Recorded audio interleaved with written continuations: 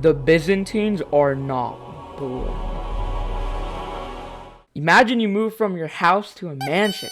That was Rome in 330 AD. Emperor Constantine looked at Italy and said, nah, and made Constantinople the capital of the Eastern Roman Empire. Why? Because geography is destiny, sitting right on the Bosphorus strait. The Byzantines controlled the only trade route between Europe and Asia. They were the alphas of the post-classical era, or the IRS. Yuck!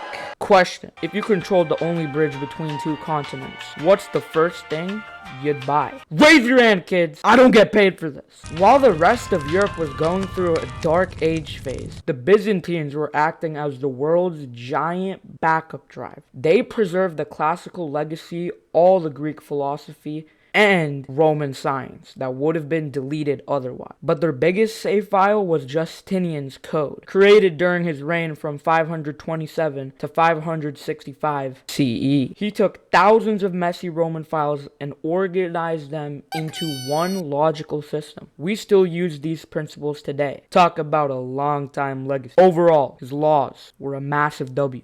For new progress, look at the Hagia Sophia. The Byzantines wanted to build a church so big it would make your jaw drop. Their engineers invented a way to put a massive circular dome on top of a square building using pendentate. When it was finished, people thought it was held up by literal magic. It was the tallest building on Earth for nearly 1,000 years. That's like building a skyscraper in the middle of the wood. This was clear progress. Here's the not boring part. The Byzantines didn't just conquer with swords, they conquered with alphabet hacks. Yes, guys. In 864 CE, two brothers named Cyril and Methodius began missionary work in Slavic lands to help people read the Bible. They invented the Cyrillic alphabet. This cultural expansion was so powerful that by 980 to 1015 CE, Vladimir I converted all of Russia to Orthodox Christianity.